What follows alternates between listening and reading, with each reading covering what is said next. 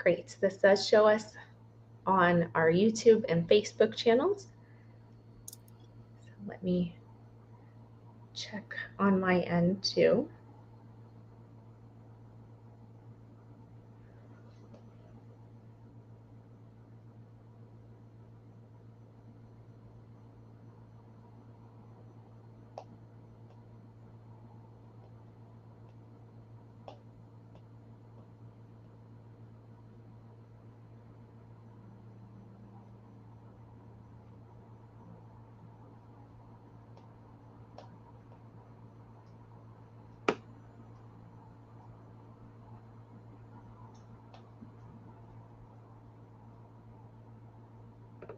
And too.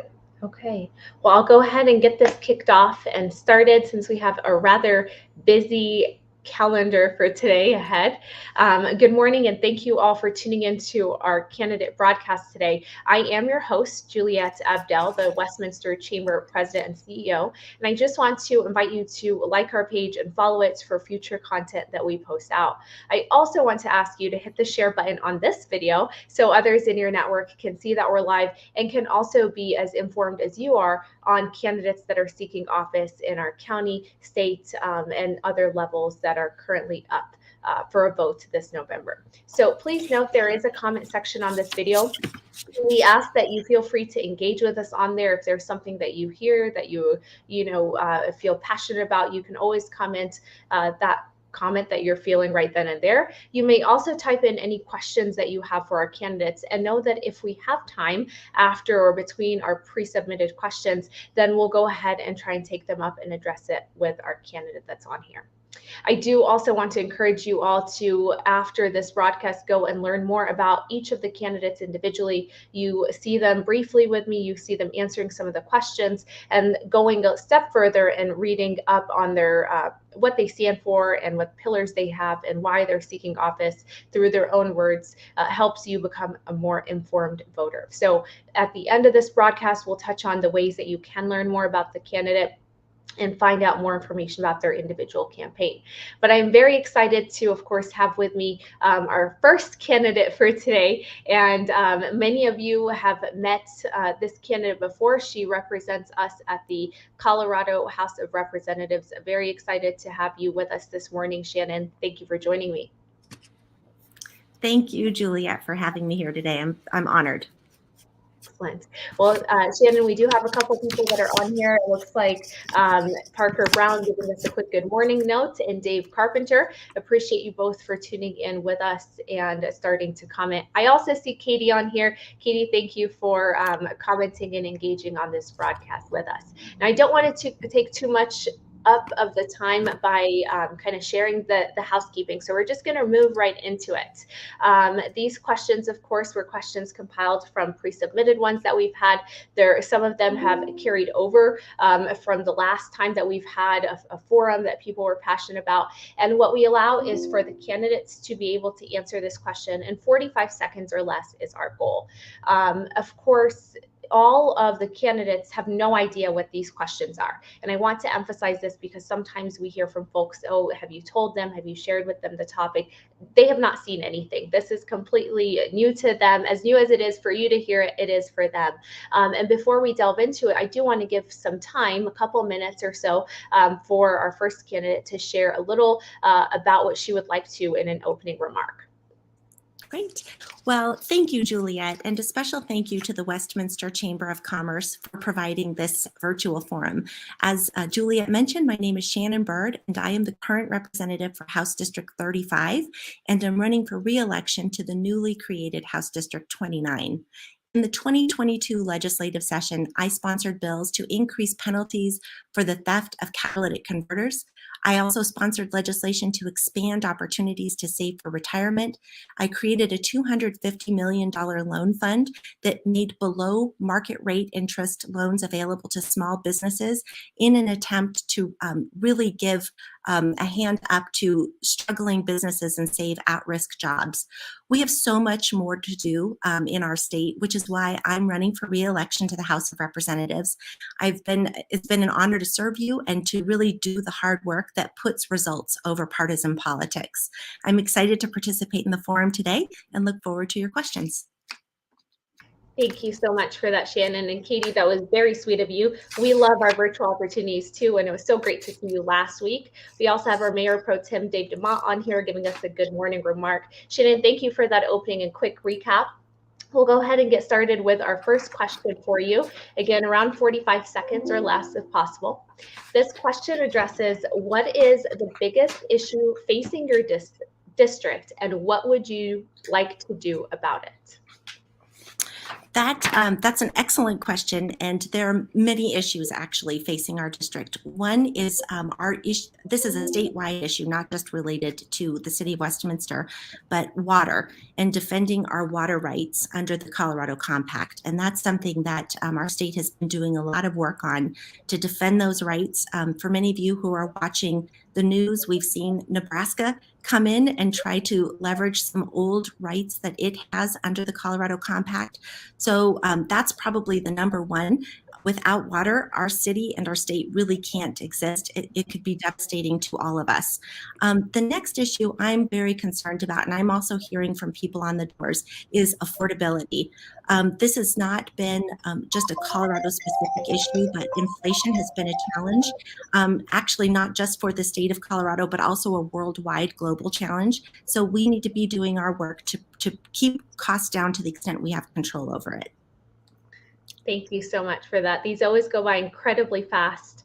This next question for you is, why should voters elect you and not your opponent? We are asking, of course, that you limit this to policy and approach rather than, other things that may not factor into what makes the ideal candidate. I have great respect for the lady running against me and wish her very well. I think it's important that voters have a choice. What I would say is that I bring to you experience. I have a legal background and can definitely understand legislation. I have relationships and an understanding of government because of the time I've been there for the last 4 years, and would like to continue leveraging those relationships and my understanding of how to pass important big policy. Thank you for that. So succinctly. It's like you've done this a time or two before. Okay, our next question, it does start with a comment first, and then it leads into a question.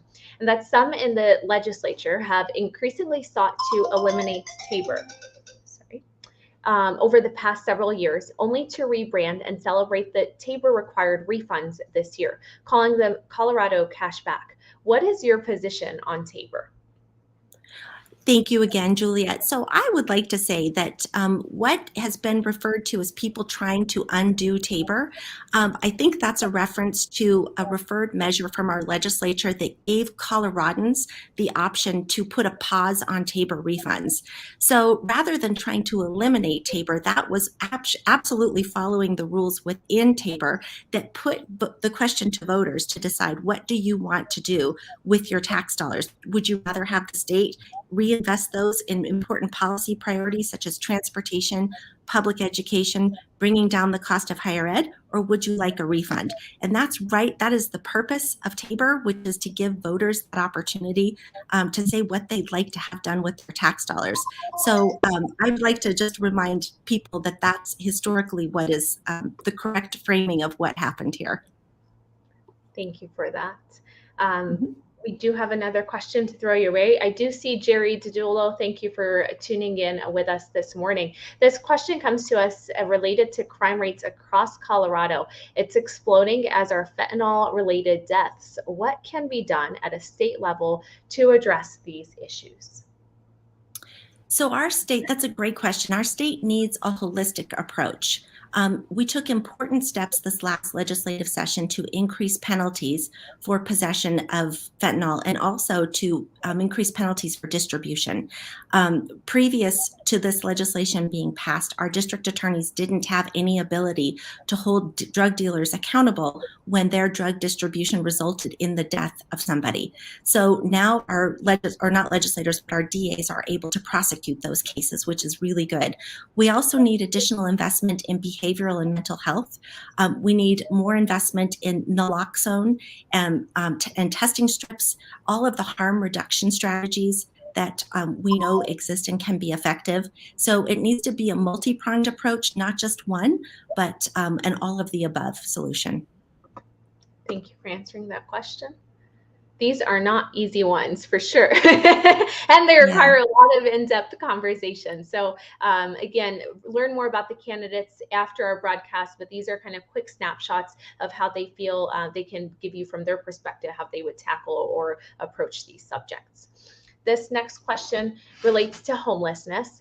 Homelessness is an increasing problem here in Colorado, and with our economy struggling, there's a potential that it may even grow even worse. What can the state legislature do to address this problem? So one of the big issues that we have tackled is pushed out funding to really innovative and creative local solutions. So the state really, we can drive some policy by the requirements we set and demand of any recipient that would take the grant money, but really local communities have the very best solutions for addressing homelessness in their local communities. So for example, what's happening in Westminster might be completely different than what's happening in Vail or someplace in Summit County. So funding has been one area. The other piece of this, though, is our state has not kept pace with construction of housing units to meet growth, and that has further driven up the cost of housing in our state. So what we do need to do in a long-term solution here is improve our markets so that our markets work better and we are building more of the housing that people can afford. So it's a supply issue as well. Great. Love that holistic approach to answering this question. This is a rather long question, so I'll display it briefly and then I'll take it off the screen so people can see your face and engage with you a little bit more than the text. Westminster is served by 3 different school districts and home to many wonderful schools. Additionally, Westminster is home to several of the leading charter schools in the state. What, if anything, should the state legislature do to ensure that our schools are supported and families have access to the learning opportunities that best meet the individual needs of their children? We have a finite pool of funds at a state level to fund our public schools. And one thing that I hope all voters are thinking about is as we build more and more schools, we spread that available funding thinner and thinner, because unfortunately, as we build more schools, our funding doesn't increase to match the proliferation of buildings.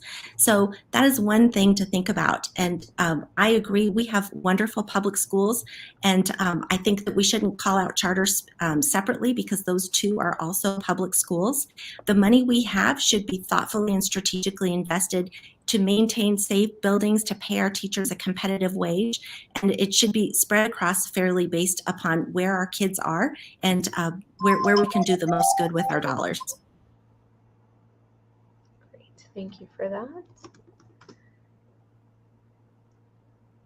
Here's our next question. What is the biggest problem within the business climate in the state of Colorado? That is a good question. I would say there have been many new regulations that have been passed. And what I would say is the business community needs time to absorb the changes, adjust and react before anything new comes about. So you can count me as a supporter of someone who wants to be thoughtful, proceed pragmatically, and ensure that no more change happens until our businesses can absorb what we have already asked of them.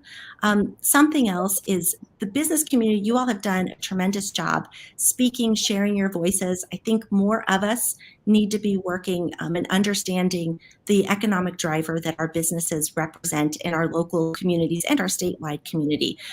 You are the major job creators in the state of Colorado, and you need to be lifted up because when our businesses succeed, our families succeed.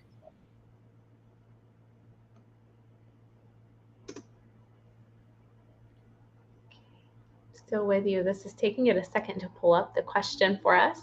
But this next question asks what your highest priorities are for Colorado. So I am a bread and butter basics voter myself and representative. I think we need, number one, a strong economy. People need to be able to afford a roof over their head, pay their bills, and have that opportunity for hard work to result in a high quality of life. Beyond that, our kids, every single one of them needs access to a high quality public education so that every one of them has access to that learning that gives them the skills that they need to be the leaders we all need tomorrow, and for them to also be the workers that our economy is going to need, and for them to be able to provide for themselves and their families in the future. I think with those two pieces, we can do anything. To get more specific, my third priority probably would be to work on the housing market, which directly feeds into the vibrancy of our economy. If we're not able to bring down housing costs and make housing more affordable, I fear that our state will suffer a brain drain, and I think we will be a less attractive state for businesses in which to locate and want to grow. Along those same lines of businesses, what has the state done well the last couple of years to support commerce?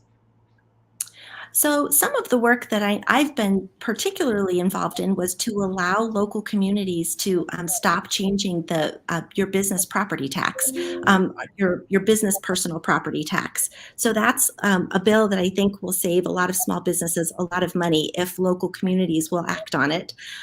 Also, a lot of occupational licensing portability. These are bills that I have run, bipartisan legislation to enable an easier flow of workers in between our states, so that if you are someone who is the spouse of someone in the military, and perhaps you are a teacher, or maybe you're a nurse, you're a licensed professional, we shouldn't keep you on the sidelines. We should make it easy for you to go to work, because we have a need for your talent and you have a need to get to work. So we've been really good in those areas. Also, the last two legislative sessions, we've done a lot of work to cut other business red tape, reduce filing fees, and just try to lift you up in different ways that our state hadn't previously. Thank you. And then I think this is a good final question for us. And then we'll move into some of the closing remarks that you might have before we have to end our time together. And this is a lengthier question to end on. But it says that not so long ago, Colorado had the #1 economy in the country.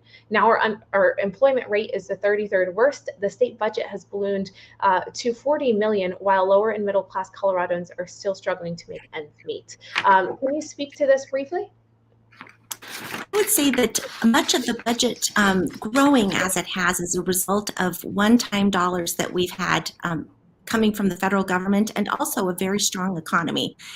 We have a balanced budget in our state, so the money that we receive, it's all been received subject to tabor, spent the way Colorado has directed into our roads, into our schools. So if we have challenges with the size of the budget, I would definitely be happy to entertain any conversation about that. But I think that we've also been able to use those dollars to meet the needs of the people in our state.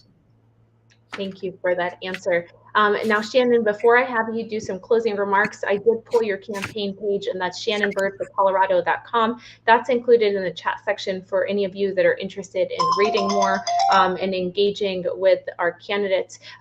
Were there closing statements or remarks that you wanted to make to our group? You have a couple of minutes to do so.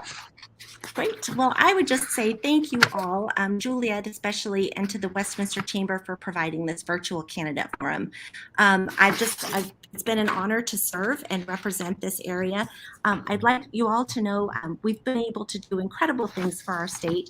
I'm proud to already have been endorsed by the Colorado Chamber of Commerce, the Colorado Contractors Association, Colorado Academy of Family Physicians, the Colorado Fraternal Order of Police, and I was recently awarded Legislator of the Year by Mothers Against Drunk Driving. To move our state forward, I haven't just reached across the aisle. I want you to know that I've walked across it. I'm deeply committed to the long-term success of Colorado and putting results over partisan politics. That is what's most important. You send me here to get a job done and to solve problems for you. I've spent the last 4 years doing that, and I look forward to being able to serve you for 2 more doing exactly the same thing. Thank you again. Well, thank you, Shannon. You were my first broadcast for today, and we are right on time. So this sets the tone for Yay. everyone else to follow kind of your performance. Again, we appreciate your service already over the years to the great state of Colorado, and we look forward to seeing you after elections and what those results look like, and look forward to other ways that we can continue to keep you engaged in business and in our community further. So have a wonderful rest of your morning. I'm sure you are busy with back-to-back things, and thank you so much for being on here with us. Thank you to all of you that are tuned in. We will end this broadcast right now. Stay on our Facebook page or this YouTube channel, wherever you're watching, as we'll come right back with another one of our candidates seeking a state position as well. Thank you, Shannon. Okay. Thank you.